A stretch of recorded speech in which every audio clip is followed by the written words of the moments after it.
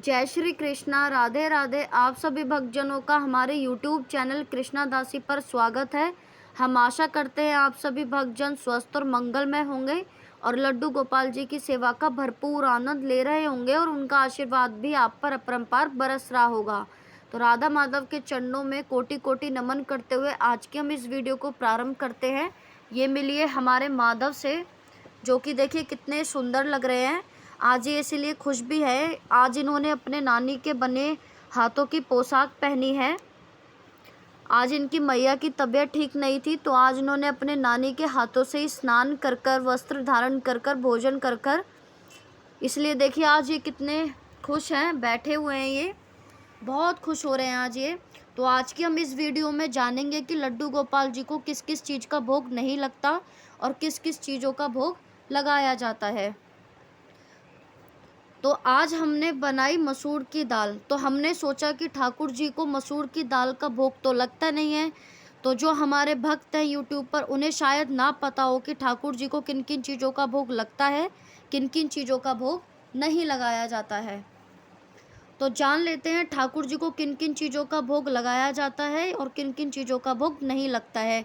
ये बात तो पूरी दुनिया को पता है कि ठाकुर जी को लहसुन प्याज का भोग नहीं लगता है, लेकिन और भी बहुत सारी चीज़ें हैं जिन चीज़ों का भोग ठाकुर जी को नहीं लगता है। उसके बारे में आज हम चर्चा करने वाले हैं। ऐसे बहुत से फ्रूट्स भी हैं जिनका भोग ठाकुर जी को नहीं लगता, ऐसी बहुत सी मिठाई भी हैं, ऐसी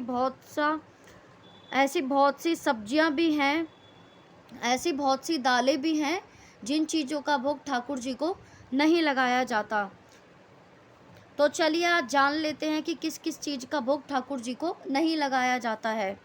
घर पर लड्डू गोपाल विराजमान है या फिर कोई भी सीमित विग्रह है, जैसे युगल जोड़ी सरकार है या कोई भी विग्रह है आपके घर पर, तो उनको किस किस चीज़ों का भोग लगाया जाता है, किन किन चीज़ों का भोग नहीं लगाया जाता, इसके बारे में मैं आज आपको पूरी जानकारी दूंगी। नंबर पहला, जैसे कि दालों में खाली सिर्फ मसूर की दाल ऐसी है जिसका भोग ठाकुर जी को नहीं लगाया जाता।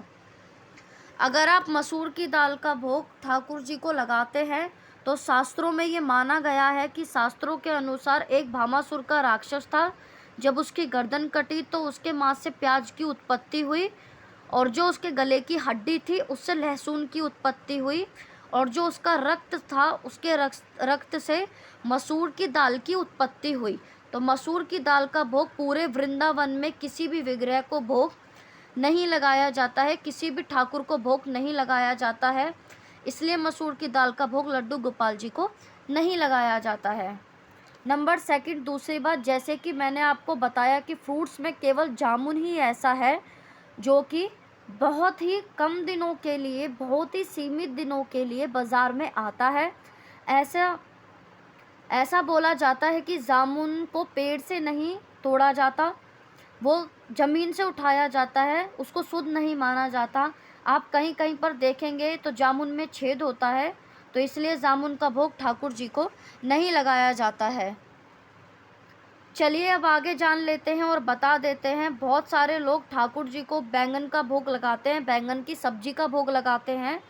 तो बैंगन की कोई भी चीज़ हो, जैसे कि आलू बैंगन हो गया, भरता हो गया, तो इन चीज़ों का भी भोग नहीं लगाया जाता है। शास्त्रों के अनुसार एक बैंगन को भी शुद्ध नहीं माना गया है, तो वो ठाकुर जी को नहीं लगाया जाता।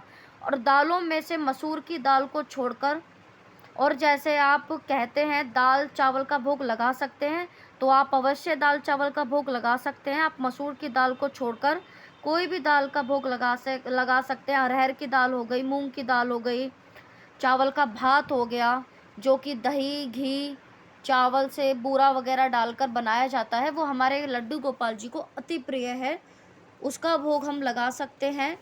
और सब्जियों में एक मशरूम का भोग नहीं लगाया जाता है, मशरूम बिल्कुल भी शुद्ध नहीं मानी गई है। और सोयाबीन का भी भोग नहीं लगाया जाता है, सोयाबीन को भी शुद्ध नहीं माना गया है।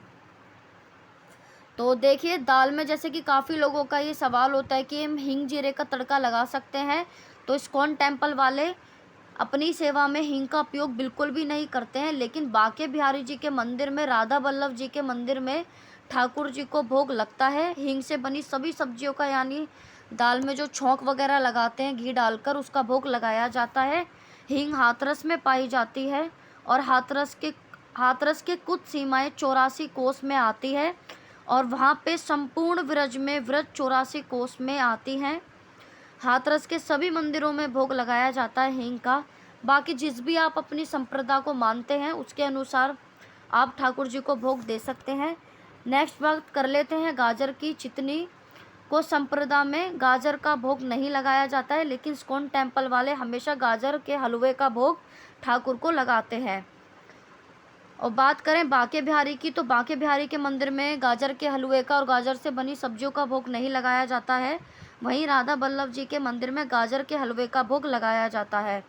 और बात करते हैं मूली की। मूली के पराठे हो गए, भुजिया हो गई, उनका भी भोग ठाकुर जी को नहीं लगाया जाता है। भगवान को ज़्यादा तीखा भोजन पसंद नहीं है, अर्थात ज़्यादा स्पाइसी फूड पसंद नहीं है। भगवान का फेवरेट भोग जो मैंने आपको बताया दूध और भात है, मतलब चावल घी और दही में मिलाकर बनता है, वही भात ठाकुर जी को काफ़ी पसंद है। कुछ महामूर्ख लोग हैं वो ठाकुर जी को कोल्ड ड्रिंक का भी भोग लगाते हैं। भगवान को किसी कोल्ड ड्रिंक का भोग नहीं लगाया जाता है। आप उसकी जगह फ्रूटी का भोग लगा सकते हैं। फ्रूटी बहुत शुद्ध तरीके से बनाई जाती है आम से, तो आप उसका ठाकुर जी को भोग लगा सकते हैं, लेकिन किसी कोल्ड ड्रिंक पेप्सी का भोग नहीं लगाया जाता है। और पूरे ऑल ओवर इंडिया में जैसे कि काफ़ी मिठाइयों का भोग है, आप लगा सकते हैं, किसी भी मिठाई का भोग लगा सकते हैं। लेकिन जैसे कि आपने देखा होगा सिल्वर, जैसे कि किसी बर्फ़ी पर जिस पे सिल्वर का वर्क हो रखा हो, उसको ठाकुर जी का भोग नहीं लगाया जाता है। सिल्वर जैसे कि किसी भी आप मिठाई पे देखेंगे मंदिरों में भी, और वैसे भी जो बर्फ़ी हो गई, काफ़ी सारी ऐसी मिठाई है इस पे सिल्वर कलर का वर्क हो रखा होता है, तो उसको ठाकुर जी का भोग नहीं लगाया जाता है। मिठाई तो पूरे वृंदावन में ये बोला जाता है पूरे व्रजवासियों को मीठा बहुत पसंद है, और खीर तो व्रजवासियों की जान ही होती है। लेकिन जिस भी मिठाई में सिल्वर का अर्घ लगा होता है उसका भोग ठाकुर को नहीं लगाया जाता है। और अब बात करते हैं ड्राई फ्रूट्स की, तो आप सभी ड्राई फ्रूट्स का भोग लगा सकते हैं, लेकिन चॉकलेट आइसक्रीम का भोग नहीं लगा सकते हैं। और जैसे कि सब्जियों में वैसे भी अदरक का जैसे कि आप यूज़ करते हैं, अदरक और मशरूम का भी भोग नहीं लगाया जाता है, और चाप का भोग नहीं लगाया जाता है, कटहल का भोग नहीं लगाया जाता है। तो इस चीज़ का भी ध्यान रखिएगा, रात के बासी खाने का भोग नहीं लगता है। चॉकलेट जैसे कि हो गई, कोई भी मिठाई दूध की बनी हो या टॉफ़ी दूध की बनी हो, तो उन चीज़ों का आप भोग लगा सकते हैं। पीछे उसके ज़रूर देखें ग्रीन कलर का मार्क होता है, तो आप उन चीज़ों का भोग लगा सकते हैं। टॉफ़ी में जैसे कि मैंगो, कैंडी, चोको, ये सब जैसे दूध से बनी होती हैं, तो आप इनको लगा सकते हैं। नमकीन बिस्किट में एग होता है, इसलिए आप ठाकुर जी को भोग नहीं लगा सकते। तो आपको ये मेरी छोटी सी जानकारी पसंद आई होगी। आपको पता चल गया होगा कि लड्डू गोपाल जी को किस किस चीज़ का भोग लगता है और किस किस चीज़ का भोग नहीं लगता है। तो आगे भी मैं आप तक ऐसे ही जानकारी पहुंचाती रहूँगी। तब तक के लिए राधे राधे, और अपने लाला का अच्छे से ख्याल रखें। जय श्री कृष्णा।